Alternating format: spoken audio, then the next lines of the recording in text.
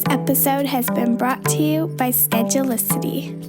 And also by the Mama Nurture Prenatal Yoga School. Learn to teach fertility yoga, prenatal, postnatal, and baby and me yoga with confidence. To find out about our online or in-person trainings, visit mamanurture.ca. And don't forget, we spell mama, M-A-M-A.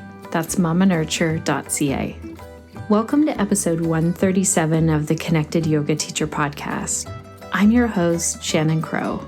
I'm a mom of 3, a yoga teacher, and a trainer and consultant who works for yoga teachers. And this podcast was created for you so that you can connect to the information and inspiration every single week that will keep you going and help you to feel supported as you navigate these jungles of being a yoga teacher and an entrepreneur. I get it. It is a struggle, and I'm here for you, and so are our guests each and every week. This week, we're tackling a topic that may seem a little bit unusual. Maybe you haven't even thought of it before, but it is something that is far more prevalent than we might think: traumatic brain injury. Huge shout out of thanks to Crunch, our show notes writer, who sent me a little study that says that an estimated 69 million people worldwide suffer from traumatic brain injuries each year. And the thing is, and what you will hear from our guest Ann Green today, is that it's often not even possible to tell just by looking at a person that they have a brain injury or that they've experienced concussion. I'm super lucky to be able to see a lot of people in the world who are dealing with concussions or brain injury because of the work that I do at the physiotherapy office in Owen Sound, and because we have an amazing expert, Deepa. Big shout out to Deepa. She is fantastic at working with people who have brain injuries as a physiotherapist. It wasn't until I met Ann Green, our guest for this episode, at the yoga conference in Toronto, until I started to see how much we could actually do with a yoga series or a yoga class when we're working with people who are dealing with a brain injury, and how we as yoga teachers can learn a few things to really help people in their road to recovery, and also just the empowerment that happens when we understand someone's story. Ann and I talked today about how her practice has changed over the years and what she has done in her yoga studio, and I can't wait until you hear about this. All of our show notes are ready for you at theconnectedyogateacher.com/137. There you can find links, clickable timestamps, and it's made so that it's super easy for you to go back and really listen to the part that you'd like to listen to. Before we dive in, I want to say a huge thanks to Lovely Yoga from the United States for leaving a review. Lovely Yoga says, "I love this podcast. Shannon has a high-quality mix of guests and topics and a lovely, warm way of presenting information that allows you to grow as a teacher every time you listen. I find that she picks really relevant and specific things to zero in on, and I always learn something new. The focus on community in what is often a very solitary job is very welcome. Thanks, Shannon." Thank you so much, Lovely Yoga. I loved reading this review. I love to hear that you are finding information that is of value and that you feel like we're part of a community, because we are. So thank you so much for taking the time to leave a review. For everyone else who hasn't left a review, it's my birthday month. It's October, and I would be thrilled, and it would be the best gift ever if you haven't left a review, if you would do that, or if you'd tell a fellow yoga teacher about the podcast. That is the best gift. You don't even have to wrap it.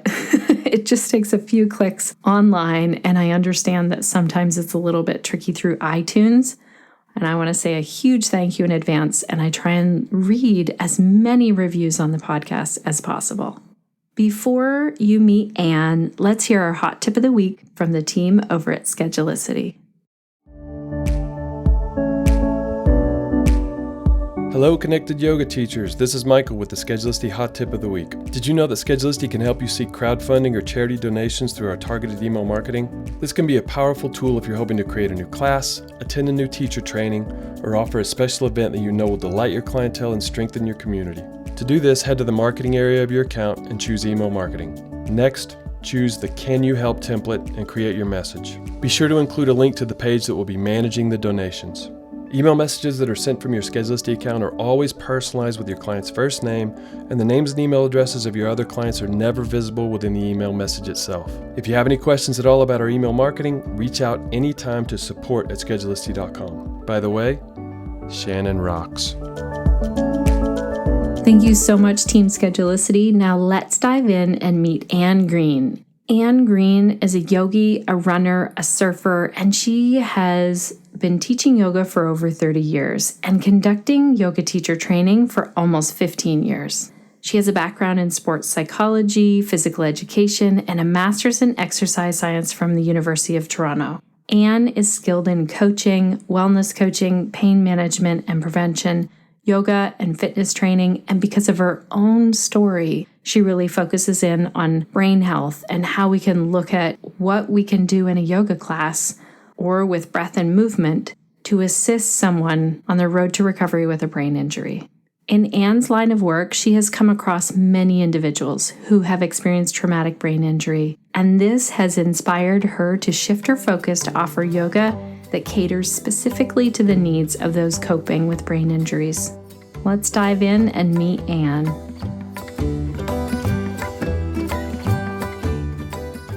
Welcome to the Connected Yoga Teacher Podcast, Ann. It's great to have you here today. Thank you so much. I'm so excited to be here, Shannon. I'm very thrilled. Yeah, me too. I love that we got chatting at the Toronto Yoga Show this year, and I got to meet you in person because I've heard tons of things because we don't live that far away from each other, really. No, we're pretty close. Yeah, We are. It was in the real. I loved seeing you and meeting you. It was a thrill for me. I'm really excited that you're a long-term friend that I hadn't met yet. Oh, I love that. Yeah. I feel the same way. I love that we both are excited about pelvic health. That's actually the workshop that I went to with you at the Toronto Yoga Show. And then when you got talking about your own work with brain health and yoga, I was fascinated and knew that I wanted to have you on the podcast. Thanks. Tell us, where did that happen? Where in your life, because I know you were an athlete, where in your life did you start to tie in yoga and brain health? You know what? That actually has to go back quite far, very, very early. One of the reasons I started to do yoga as a very young athlete, an elite level athlete by the time I was 9, and not realizing that at the time of about 7 or 8. So gymnastics was my first love, and being younger in that kind of competitive athletic area was very pressured and a lot. And there's a look you had to have and a weight you had to maintain and a form that you had to have and power and strength, and then put it all together like nobody has got any pressure on you whatsoever. So I would now understand that I had a lot of anxiety as a young child about performance and about being the best I can be for those around me. My parents were just happy for me to have fun. They honestly just thought it was playing. So the pressure did not come from them. The pressure was very internalized. I'm a very internal locust-based person. So my locus of control is from inside. And I learned very quickly that, wow, this stuff makes me feel a lot better. I like it. So I have to thank my librarian in my local hometown library. She gave me a whole bunch of library books that my parents got a bit concerned about because there's a lot of very scantily clad old men and doing funny poses. But I threw myself into just understanding, learning, and playing. I would say that I was playing yoga a lot and growing into my personal freedom with it and understanding how it helped. So from there, the pursuance of brain health with yoga, I also had a very unique experience that I grew up with a very, very athletic cousin, and he was just like hero to me. He unfortunately was crippled with MS very early in life. And so that got me to understand that that's part of the nervous system and that that's with this sheath and how your muscles respond to messages because of the myelin sheath and the degradation of that. So immediately at a very young age of about 12 or 13, I started to really understand neuroscience a lot more because I had examples of it in my life. And then that just took into my pursuance of kinesiology and phys ed and understanding psychology as well. So sports psychology helped me as an athlete, and I wanted to use sports psychology to help other athletes. and along that path, as part of my undergraduate, understanding periodization, psychology, athletic therapy, and physical education, so also pursuing education, I came across some really cool things of neuroscience change, using biofeedback as feedback to help people with neurologic disorders such as spinal cord injury, to spina bifida, even to MS. And even though we wouldn't put that in neurologic disorder, but there's a communication breakdown. And so that just became alive. And my mom reminded me that, like, when I was in grade, I think it was 5, I did my science project on the brain. Oh, wow. Yeah. And as animal loving as I am, I know there's going to be like 1,000 yogis that get mad at me for saying this. I went to my local farm, our friends, and they had a pig pass, and they gave me the brain of the pig so that I could look at it. And then I brought it into my classroom, and everyone was like freaking out. It was so awesome. And I'll never forget that. It was a really good year. I remember my teacher's name. She was super enthusiastic about helping me learn more. So I had a really big project for science in grade 5, and it was awesome. And I actually brought in a brain, and I really got into things, and that just continued to grow. I know that you can't do movement without the awesome excellence of communication with your brain. I knew that it's not separate from a very big early age. I knew very bigly, hugely, that we are not separate entities of this control center and then our body working, that it's all one. And I didn't have the languaging to understand neuroplasticity, even at the age of 20, but I know I was practicing neuroplasticity and seeing it and witnessing it all the time. And so just all this exciting culture of understanding the brain since about 2006, really, and neuroplasticity really actually being accepted from then, even though it was looked at in the early 1800s. It just thrilled me. And I just found a place of like, I fit here. This makes sense. So for skill acquisition, for methodology, for training, for coaching, for doing a really great integrated multidimensional yoga class that is actually extremely inclusive, I have geeked out on anatomy, with neuroscience being the number one place of interest. Oh, that's amazing. And then when we met and you were leading your workshop at the yoga show, you were really open with everyone that you had a concussion, and you touched on a few things, like if I say the wrong thing, or if I need to turn down the lights, or if you see me do this, here's why. So where did that come in? When did you experience a concussion or something with the brain that made you look at this in terms of how can yoga start to help us? Yeah. I unfortunately have a very long-term relationship with brain health, and a good one too. So I should maybe scrap the word unfortunately. I still will get my words mixed up. So I'm really glad that I can see you while we're talking right now, and you'll help calm me in case I get a word wrong. And I thank you for that. So I even watch that I tell people I have a concussion only. I do say that I'm growing and developing in my new now, where concussion has affected me. So I'm beyond concussion. I'm beyond post-concussion, although you stay in it once you're post, if the symptoms are still there. And because it's coming up to about a year, I can actually consider myself to have a brain injury, just for people to kind of understand the longevity of things. Concussions have variances, of course, and they're all personalized, and it is dependent on how many you've incurred. After a very deep and a methodology of looking at things, we've determined with my specialist that I've had about 9 concussions.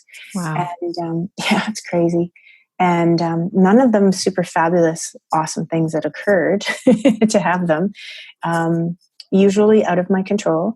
So 3 to 4 of them were brain concussions and brain injuries due to a car crash. So a couple of times I've had people lose control, or I've been in a car accident.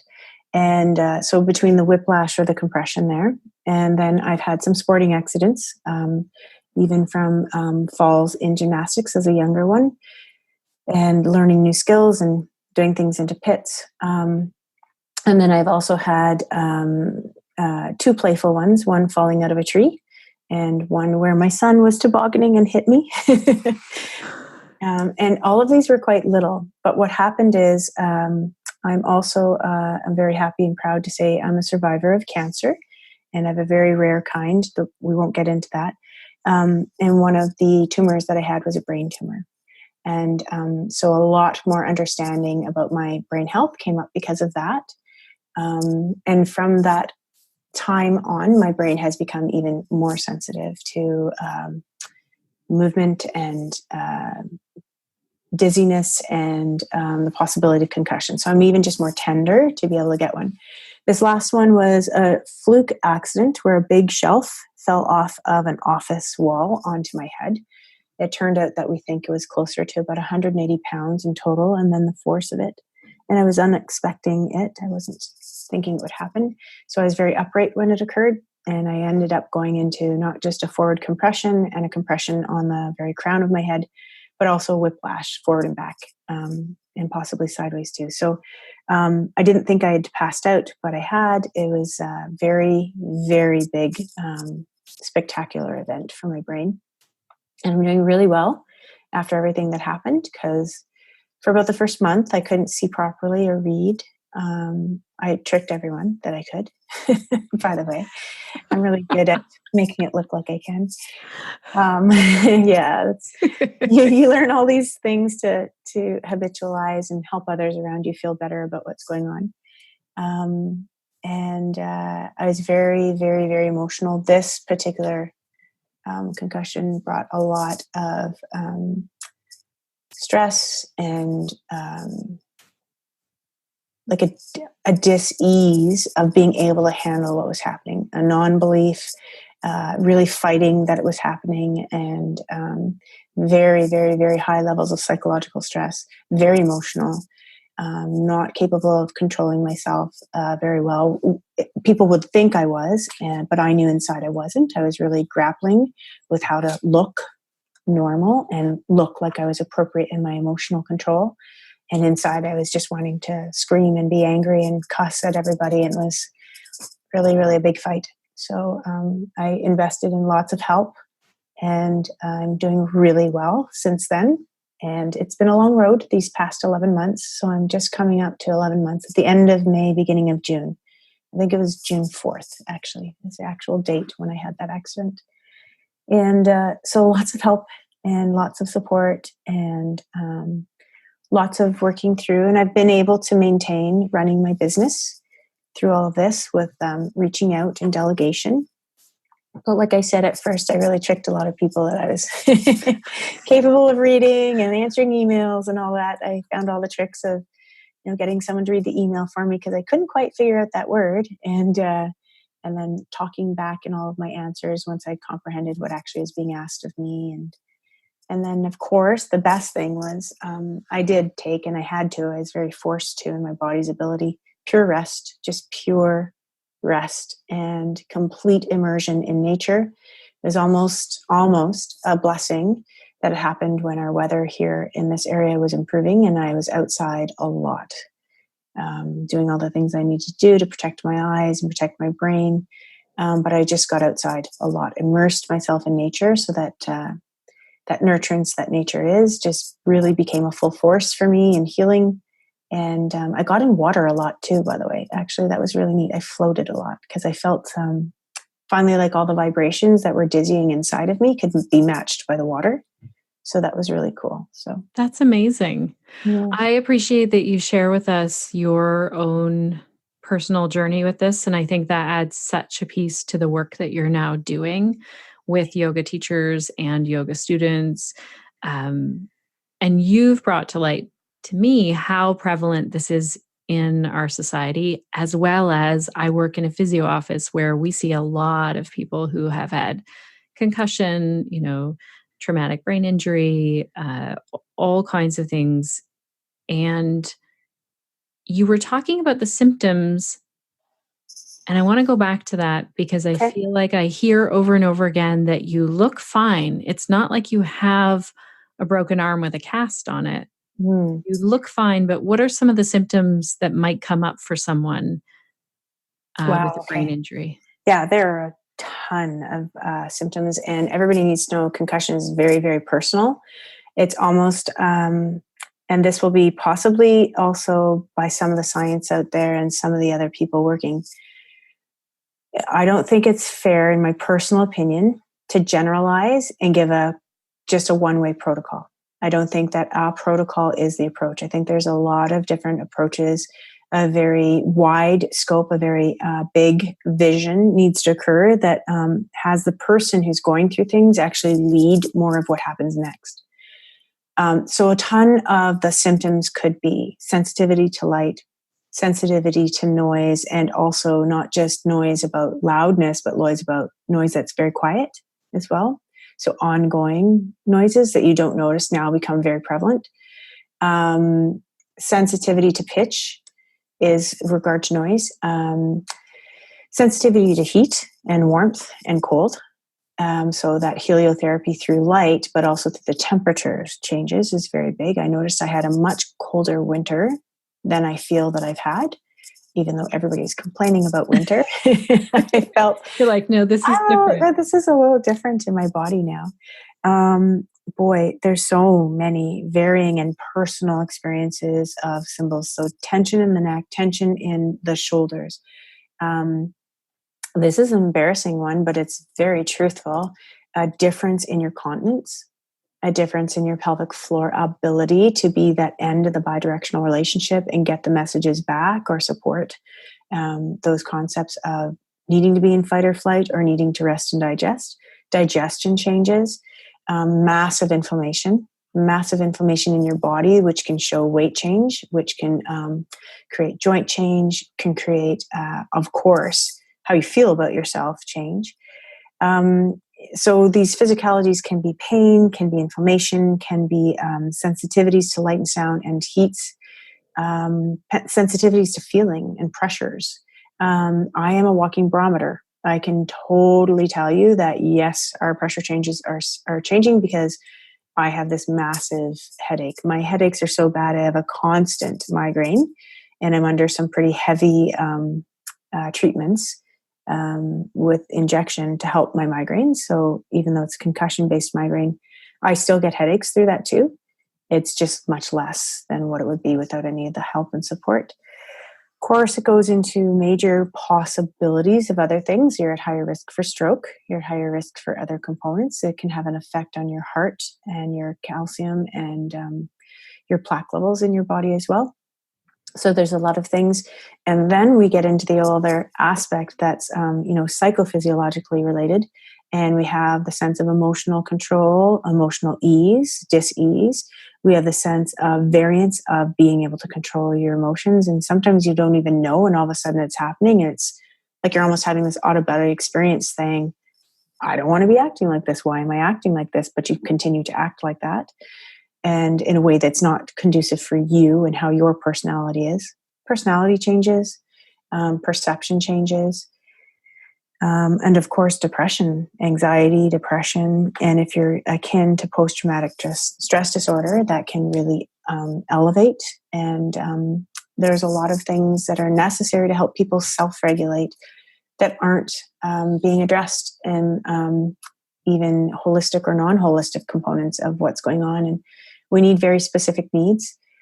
You mentioned a little bit earlier in the beginning of this question that, you work in physio, so you see concussion and concussion syndrome quite a bit, but it's actually at epidemic level. The only reason that people don't get so incredibly worried about it is most people don't die of a concussion. Right. So we don't consider it as life-threatening. But by and away, the numbers show from the States and from Canada that we are beyond epidemic levels of concussion, minor brain injury level. And they far outweigh, if you looked at a circle graph, your circle graph would be 3/4 full of minor traumatic brain injury, and then it would share in about 3 disbursements, thirds each, of heart disease and cancer, and that cancer would be split into 2 major cancers of breast and prostate. So in looking at the whole picture, we're really, really in need of help. We're at epidemic level. We are also going into an aging population where things such as,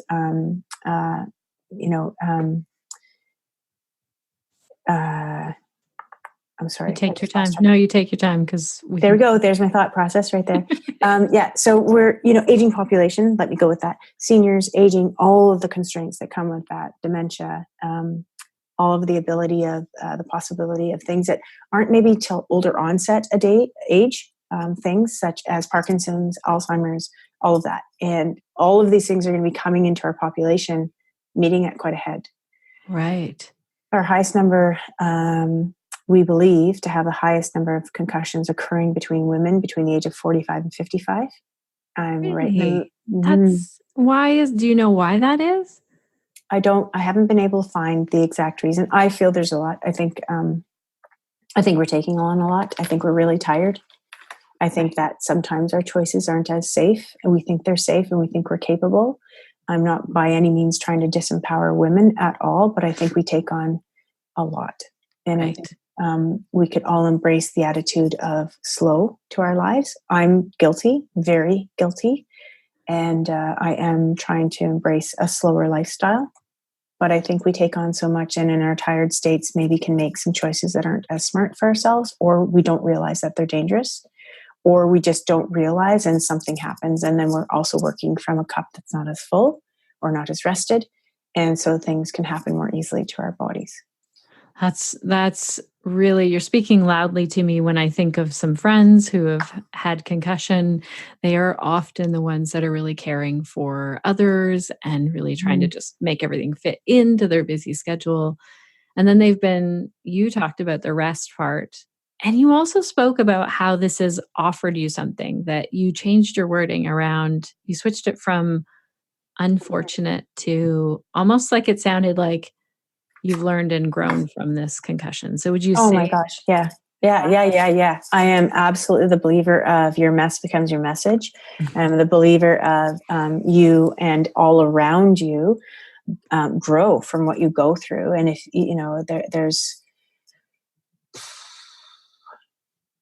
if you're not going to grow from something you've gone through, you're in a pretty big place of stickiness.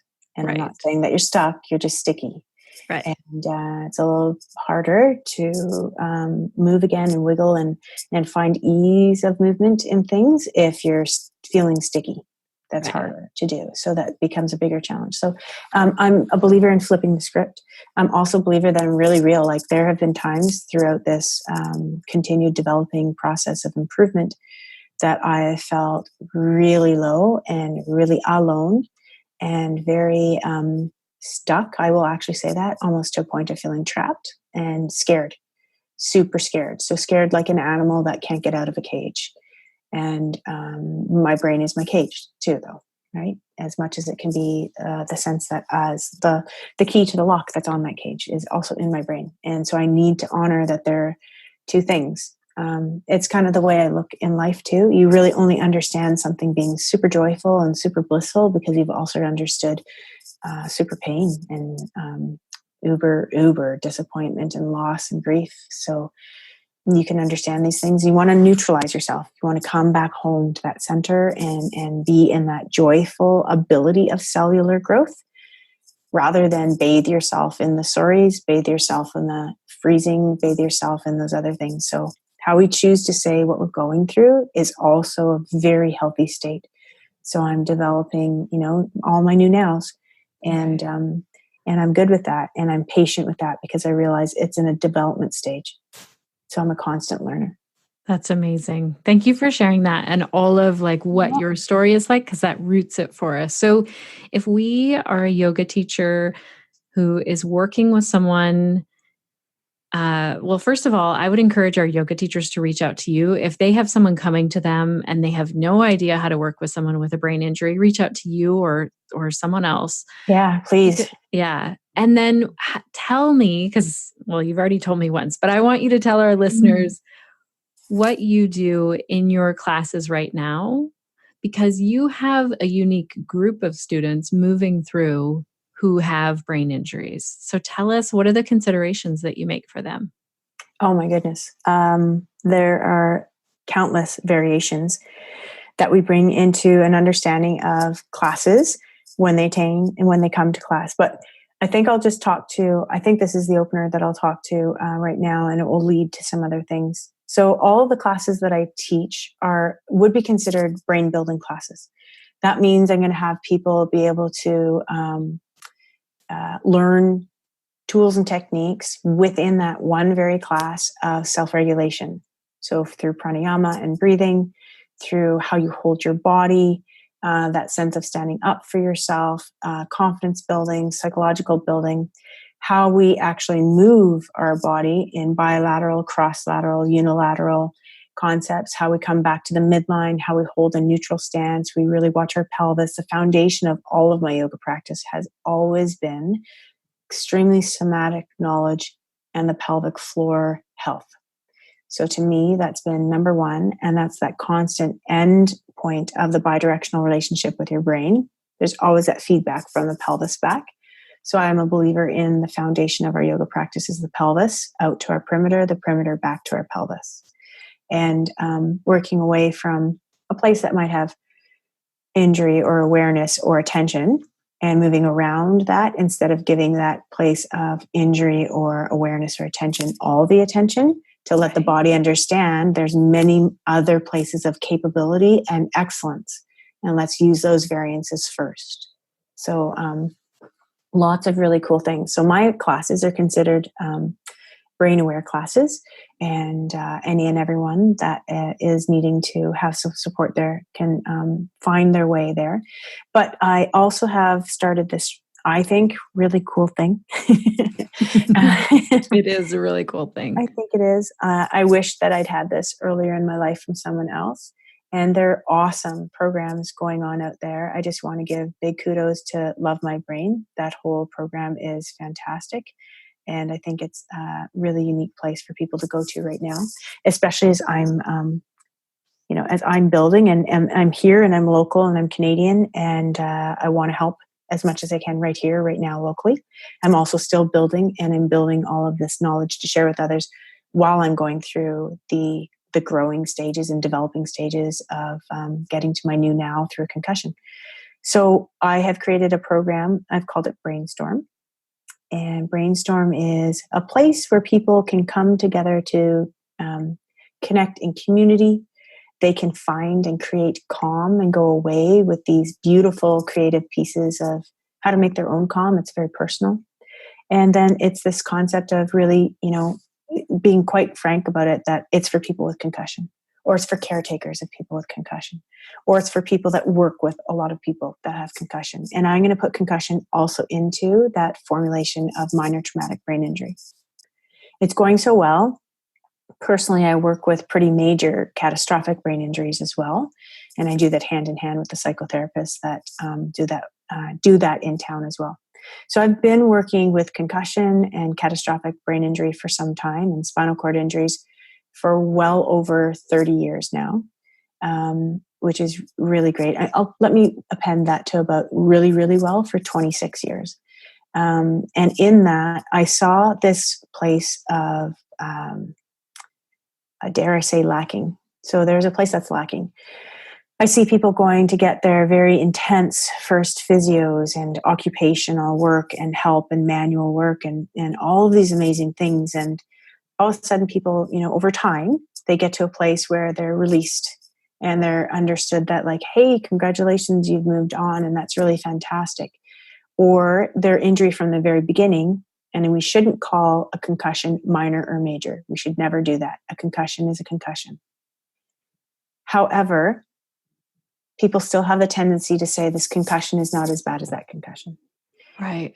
Right. And so less help may be available to some people. And because it's invisible, having a concussion is invisible. You cannot see it. It is not a broken arm, as you referred to earlier. It's not a broken leg. It's not a bandage. It's something you can't see that someone's going through. Very quite similar to usually, and this is not always truthful, but an extreme range of mental health you can sometimes actually visibly see. That's not as apparent when there's a minor traumatic brain injury happening, such as concussion. And so it makes it difficult because everybody expects you to be acting, looking, and being the same. And you're not. You're in a new kind of now, and you're learning how to regulate and how to find yourself in that new now. So I have decided to become a space and a place as I learn and support through my mess. I'm helping with a message, and I've started something called Brainstorm. And it's basically a community-based support program for people navigating and caretaking for people experiencing minor traumatic brain injury and concussion. There are 7 major pillars that it's built upon: yoga and meditation, movement and mobility, nutrition, innovation and inspiration. And essentially, it's a space of support and connection. It's calm and anchoring as you navigate your personal path through your minor traumatic brain injury and your concussion into this very now. So people come to me at our studio for 8 weeks. And over the course of those 8 weeks, which is a complimentary program after they've had their information gathering night from Brainstorm, they come together and they grow as a group. They have a place to talk. They have a place to move. They have a place to breathe. They have a place free of judgment and open and caring support to just be with others that are going through the same thing. And quite frankly, the very first night I did this, I was, of course, nervous. And all it was the information night to gather and get together and find out, could this be of interest? Is this even going to go? Am I able to help others to do this? I didn't realize how much I needed to be around other people that were in healing and in moving into their own now from an experience of a concussion or an experience of minor traumatic brain injury. I had no idea how much I needed to be around likeness. Right. And it was so empowering that I very healthfully and with support of my own physiotherapist and my own psychotherapist that I am working with, they're very supportive of saying, we'll be there before and after for you, just for you, not for everybody else, because it's a lot to take on. And so as early as April, I started this program. And when they come through the 8-week program, we put that into a little space called Building a Blissful Brain. So you come to the studio. Right now it's on Tuesday evenings, and they come for about an hour and a half. The whole studio, because this is so special to me, and I want people to realize something that's not recognizable and it is invisible. We need to make it recognizable. So I asked my studio to be silent between certain hours so that everybody coming in for the Brainstorm program has quiet, that voices are spoken only one voice at a time, and that we can really ascertain, not that this is going to be happening in life, for sure. I totally know it's not happening in life. And that's what makes it so special. You actually get to come to a place that everybody actually stopped for you, slowed down for you, got silent for you, held doors for you, supports you, and notices that you're going through a healing moment right now, and I'd like to help you in this now. And it's a community. So it's not even just the people that are coming to the Building a Blissful Brain 8-week program. It's the whole community caring for this space that's hosting that as well. So it's that's really beautiful. It's really neat. I don't know how well that'll be taken on in other studios, to be really fully quiet, but it's really great. And we don't ask it for too long. There's a 2-hour window that we ask people to be when you're coming to the studio. And we got the message out early enough, and we practiced and we taught and we educated why and how important it is that, that you do come on those nights. Like, don't not come because it's going to be quiet. Come so that you can see how powerful you're helping another person. And actually, I know Shannon and I just also took a really nice tour of learning with you in understanding how to bring numbers into your classes. Yeah. The group that you just had on. So I didn't mean for this to be a side effect, but our attendance on that night is increased. That's amazing. Yeah. So at my studio, I have 6 studios in the one space. And I honestly thought attendance is going to go down. Attendance went up. Because you were talking about it, do you think? Because I think because I gave people the honor of being able to help others. Oh, I love that. And in a small way, and also in, it's palpable and it's viewable, but it's also very invisible. Like, it's invisible help. It's by just holding the space in quiet and coming there to see how everything can go on and work along in community and connection to each other. it just has had more people coming out on the Tuesday night than normally has had, which is really neat. So I think because we're going through the first round, maybe I'll see how attendance changes and varies again when the program's not on, because I have to take a bit of a rest in between programs for sure. This brain needs it. And so the next one will run come the fall, and we're just finishing up in about with 3 more classes for this round of time around. So by June, we'll be finished the first ever Building a Blissful Brain program. And it's very successful. All the members have remained in the group, and everyone's feeling very empowered and very friendly with each other. A few people have made friendships and are going out for teas and walks and such together, and expressing themselves to a little bit more public things that they would normally not have done together. And now they're not feeling as isolated. And it's very, very lovely. I have a very good mixture of people, and I have lots of people waiting for the next one already too. So that's amazing. You had told me also that you were making, you had the lights down lower. Is that correct in this class? Absolutely. Yeah. So really, really cool. We also had a local vision therapy company, and I'll say their name now because they're amazing. So Foveal Vision Therapy gave us all of these really funky looking glasses so that you put if you wear glasses, you can put them over your glasses. But just that concept of helping to reduce eye strain and light annoyance, I'll say it. So it's an annoyance because it can come in and come out and you're sometimes not expecting it. So they donated all of those, and they're also teaching us just 3 little exercises of vision therapy work. I still am deeply in vision therapy, and it's making a massive difference for myself and my brain, and so many things of acuity, perception, and ability to hang on to information. And I know that worth. I totally know that. And I also knew that this time was such a significant experience of brainstorm for myself. I needed a lot of help, and I couldn't do it just myself. I needed others to help me to do that. So I'm happy to have that. So we have sunglasses, we have earplugs. Earplugs are very important too. And then all of our lights are dimmable in the entire studio anyways. So we have that. And when this is going on in our reception area, we don't have music playing at this time. And again, we just have gentle signs up, and people are used to this now. And it's if one person's talking, it's gentle and very, very quiet, or it's silent, and only one person talks at a time. Wow. It's so thoughtful. And like you said, it's holding space, and your people will be held. But also, I love how you said that we also like to be asked, okay, can you look after me in this really easy way? Yeah. It's not difficult. Yeah. And then I find too, I'm lucky that I have some rooms to choose from. So at first I kind of brought us to a space that was naturally more quiet than the other places within the studio. And in the last 2 weeks, I've slowly moved us closer to the hustle and bustle of everything that will happen anyways. Because even when people move in transition between classes and between studios, there's noise to that, even if the place is quiet. And people let out their giggles, and life is going on. And that's fantastic, right? So slowly I've been moving them closer to all of that. So my hope and my desire is that at the end, the 8th celebrating kind of class, that graduating time, that we'll have the ability for people to talk in quiet voices around us and not be a silent studio, and just to keep integrating for them a little bit at a time.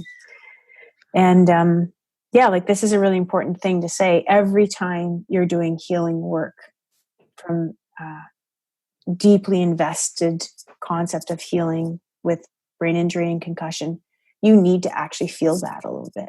You need to feel like a quarter to 25 to 30% not great because of the work that you're doing. So your body has that opportunity to grow, to give the plasticity that needs to happen, and accommodate and adapt, and find new pathways and carve those new pathways and let them stick. And that's the hard part. People don't want to not feel okay. They don't like to feel dizzy. They don't like to feel nauseous. They don't like to feel out of sorts. And that is a big key. You also need to know that it's hard to manage what is 25%. Right. And you're going to make mistakes, and then you're going to do something and feel awful for a few days. Shannon, you brought up talking about the yoga conference, and I was very smart this year to keep sacred contracts to things that I really prepared myself for. And I prepared myself so hard, so smart for that yoga conference. And I felt horrible for almost 3 weeks after that yoga conference. And you saw that I left constantly. I had sunglasses, I had big noise canceling earphones. I I just was really good about my nourishment, my rest. I went for 2-hour naps during the middle of the day when that conference was on. And I still felt horrible for 3 weeks. I learned my lesson, and I'll just know how to continue to improve upon that. And I know that I didn't do that much damage that I can't heal from it, but it was damaging. It was definitely damaging when I'm feeling not myself for 3 whole weeks afterwards. So Well, I choices. appreciate you saying that because Yeah. I'm thinking for myself, or for anyone healing, if you were told, okay, it's going to help to push it about 25%, exactly that. There is no measurement, and Mm-mm. everyone is such a unique individual. And Mm. that yoga conference was like overwhelming. It's awesome. And Totally I awesome. loved it. I loved And every minute of it. the Yeah. people and the lights and the Yeah. busyness, it's It's a lot. amazing. It's fabulous. Ruth does just an unbelievable job. The Toronto Yoga Conference is phenomenal. Just so phenomenal. So proud, humbled, and honored to be a part of it. Yeah. And but yeah, like I was a hurting puppy for a good 2 to 3 weeks afterwards. And I totally admit it. I am strong Yes. enough also to admit that that was well beyond 25% for me, even with all my measures at point. And I had a team of over 20 people helping me to take care of my booth and assistance in my classes. And I still felt that way, and that's okay. I've learned. Yeah.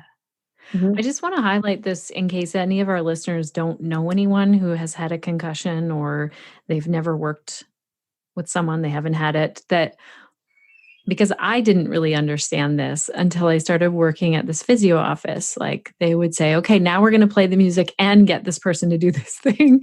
Yeah. And the person is saying, this is uncomfortable. I don't like it. It's too noisy in here. And there is this element. It's almost like I would compare it as like a training athlete where someone is coaching you. No, you're going to have to push a little bit further. It's I'm very blessed to have learned a great deal in my education, formal education, in periodization. So it is absolutely about slowly, continually adding something, taking it away a bit, adding another element of something else, taking it away a bit, and then adding both of them together, taking them both away. It's this incredible alchemy of finding what is the best solution for this person's growth, but you have to press the perimeter a little bit. I don't want to say make someone come to an edge. That's not fair. But you have to expand your perimeter within about a 20 to 25% range every time you're doing diligent work. So I go to vision therapy once a week, even though I practice daily at home, daily. My vision therapy in the office is pressing me to that 25 to 30%. So when I first started it, I was doing it nearer to like a midday so I could come home afterwards and rest. And then I had to change it to press my limits, my abilities to the beginning of the day and see how I could get through the day. Oh, wow. Oh, yeah, I can see that. I want to ask you, for the yoga teachers who are learning about how to work with someone with a concussion or a brain injury, what are some of the cues that are helpful or not helpful? What's Awesome. some of the language? Okay, so the language needs to be somatic. It doesn't need to be directional. And I have to be careful saying that. You need to lead people where they're going, absolutely, but you need to allow them the sensory experience. They need to feel things.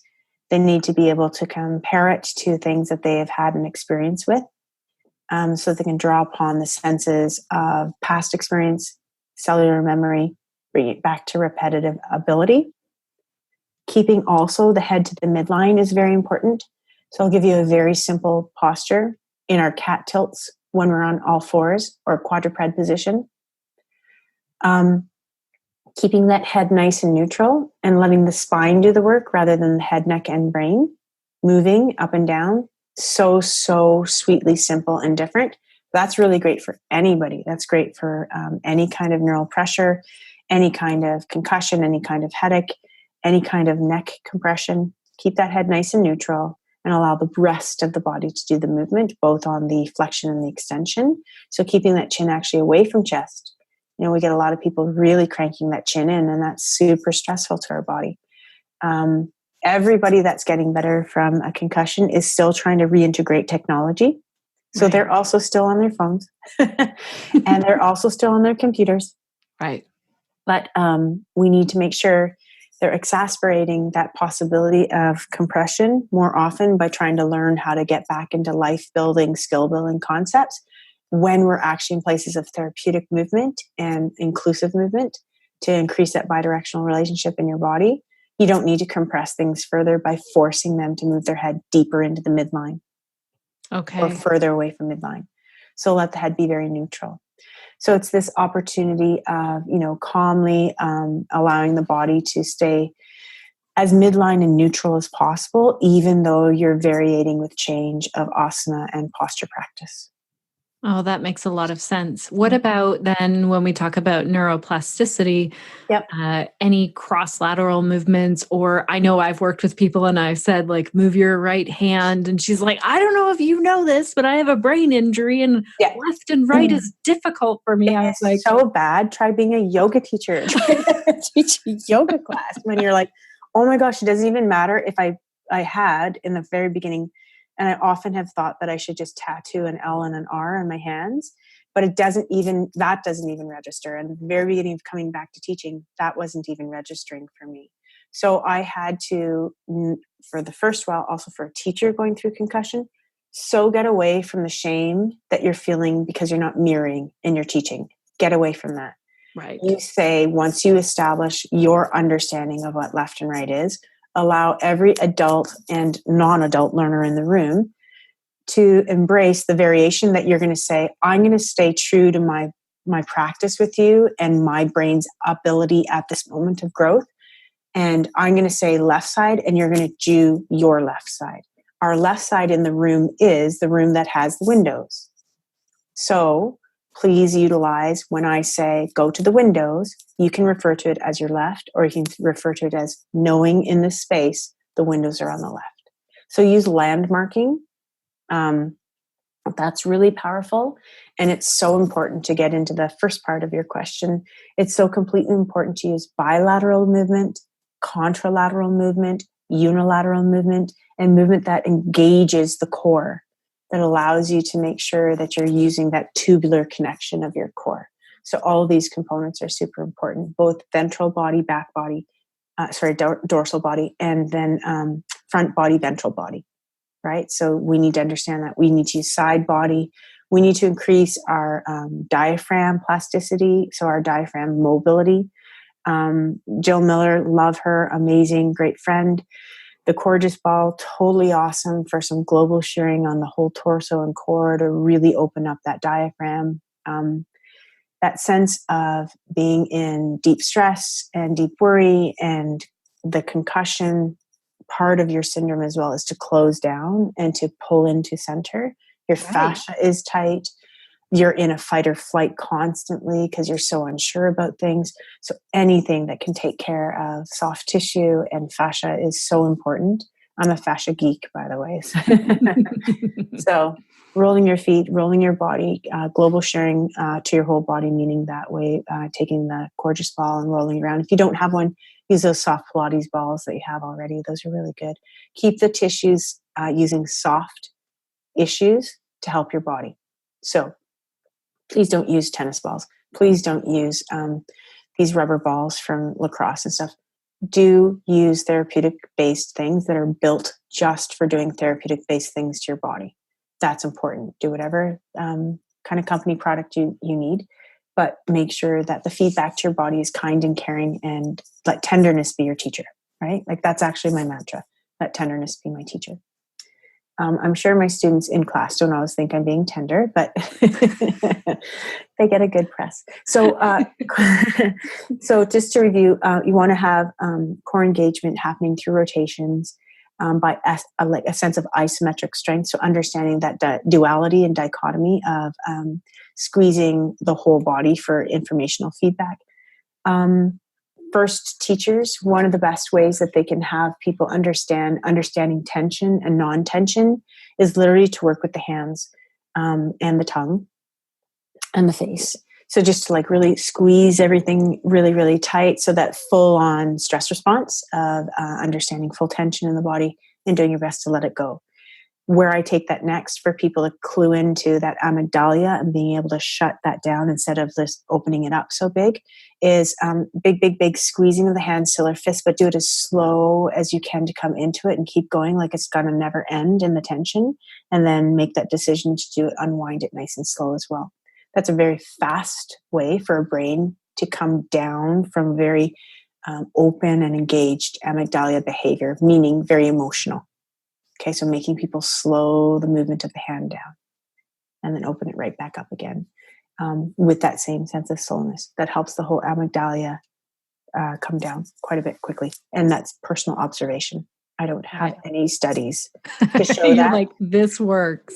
This works. I do know that it's used in Feldenkrais, in interventions and integrations of Feldenkrais therapeutic movement. I know that. I'm not that therapist, but I've been taught in some of those techniques, and they're very, very beneficial to brain injury in that idea of the amygdala. So basically, when you're tailoring the concept of asana movement as a teacher, you want to keep things midline. You want to use movements that support supported balance. So have a chair, have a wall, let them be on the chair, on the floor. So keep maybe a floor practice more long or longer. Have a wall or a chair nearby, have things to stabilize, and use variants for your understanding of balance. Neck alignment, so very important for the continued appropriation of messaging and not compressing anything further. So you want to make sure that you are, that the movement is really connecting your brain hemispheres, that you're learning through memory that's slow and simple and straightforward, that you're not convoluting a ton of things all at once. Right. So I also, the good flow is the slow flow. Yeah. Good flow is a slow flow. And that goes great for everybody. Slow it down. It's so much more challenging. It's so much more palatable. Like you just soak it all in. You take it all in when you've slowed things down. I also want to make sure I talk to neck compression, no extreme twisting, or I don't like the word twist, no extreme rotation, no extreme compression, staying midline. I would say that you shouldn't do inversions for a while that are compressive to the head at all. You can't really see it here, but I'm going to try to explain that I use this really neat Iyengar chair that has a big hole in it. And because I have the profession that I have, I need to understand inversion from about 3 weeks out, very slowly and under really big help and support, using my Iyengar neck movement. Your neck goes under and the base is the shoulder support. Right from 3 weeks out, I was getting upside down. Not for long periods of time, but slowly building that. And I am capable, even with where I am right now, of doing inversions and headstands and everything that right now too. I'm just careful, really careful. If I feel anything is not okay, I get out right away. I have support and help. And that's me. That's my personal journey. Right. You choose to do that, but it's not like you lead a class through like, here, let's all build that. Right. No, but getting inverted is really important for brain health too. It's absolutely important for your organs and for your brain health. We just have to do it safely. So people forget that a child's posture is inverted. Right. Right. So that's really important. People forget that if you're laying on your back and put your calves on top of bricks or bolsters, that's an inversion. So please, smart, healthy, juicy choices of goodness for inversions. And that's a great way of bringing a difference and a change into the brain. So we want to really make sure that we're doing like 3 and 4 postures maximally when we're adding things as sequence. That's a lot for a person with any kind of brain injury and concussion to do in a row on one side before you change the other side. So very particular to my style of teaching in my yoga teacher training school, my education school, I really tend to build a focus of moving on a Mobius, of allowing people to experience 2 to 3 movements on one side, meeting in the middle, moving backwards from those 3 movements on the other side, then meeting it forward again and coming backwards that you did the first time on the other side and coming back to the middle. Because I see everything in orbs and arcs and Mobiuses in movement. So my vinyasa arcs, my kriyas, are very much on that Mobius kind of movement. And I teach that in my School of Education. And I have found that's really helpful in brain injury for the practitioner. And for me, my brain has been able to comprehend how to move into something and how to move away from it and then inverse the relationship. Right. And I feel that brought me back to understand what left is and what right is. Right. We take it for granted. And there are lots of yoga teachers out there who don't have a brain injury and have a hard time with left and right. There are lots of brains just for whatever reason that. Yeah, totally. No, that's also, there's different, I think if we also look at it too, there's different variances of intelligences when left and right are certain misinformed in brains. So there's different ways there's generally, it shows to a different way of creativity, right, too? Yeah. So it's not a weakness, it's a strength somewhere else, right? That's right. Yeah. So I think for first-time teachers, having someone in their class like that, first of all, get a hold of me. Yeah. More than happy to help. There's lots of things out there. Very soon, I'll be having some more things available online to help people with all of that. And sooner yet, I will be supporting teacher education platforms in person for people to come to me and learn how to feel more comfortable holding the space in the spaces that you hold for people that have minor traumatic brain injury.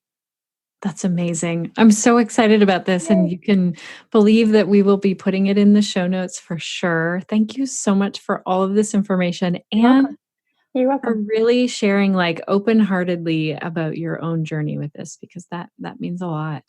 What I see when I talk to you is I see your program. Like you said, it was amazing and you need rest from it. And it sounds like it was a community project where you pulled different people in to hold space for people. I would love to see this be little pockets in every community so that people feel like they have this place to connect. So. I'm cheering huge in the background here. Yay, yes.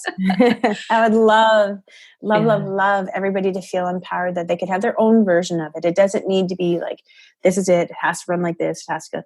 Their own version of it by being empowered, by learning how to feel comfortable and holding space for people you're meeting so many people on their own personal ability. So meeting people at their personal ability, and you feel empowered by the ability to hold what you're capable of holding for them at that time. So Brainstorm needs to be in every space and place, and I'd love to have help doing that. Yeah. That's amazing. I can't wait to see that come through. Thank you so much for your time today, Ann. Thank you, Shannon. It was awesome. You're incredible. Thank you. Well, connected yoga teachers, I want to hear from you. What were some of your key takeaways from this episode? Thank you so much, Ann, for sharing your wisdom. At the Toronto Yoga Show, I frantically took down some notes while we were chatting. And then while we chatted on the phone when I got home as well, just about what you were doing. I remember you saying that you put this 8-week course together where you really focused on no music, lower lights, a quiet room with natural light or dim light, no electronics, only one person talking at a time, this community where everyone was holding space and this time to gather and check in, and sometimes having experts come in or talk about eyeglasses that would be helpful, and then how each week had a different thing, a different focus. You were talking about yoga nidra, self-massage of hands and feet, and I just felt like you were creating such a space, informed so much by your own story and what you would like created out there. So I would love to hear from our listeners who are interested in doing this or have been to a class that really took a struggle or a challenge that people are dealing with and then created the entire series or class around that. Okay, connected yoga teachers, it's time for me to sign off. If you are wanting to book a one-on-one consultation call with me, go to theconnectedyogateacher.com, look under Work with Shannon, and you'll see how to fill out a form and book that directly online. Huge thank you to our team over here at the Connected Yoga Teacher for making every single podcast episode possible. And thank you also, dear listener. I really value and appreciate the time that you put into listening and connecting on a whole different level. So I want to know, what will you be doing this week to stay connected to yourself, to your yoga practice, and to your community so that you can share the yoga that lights you up?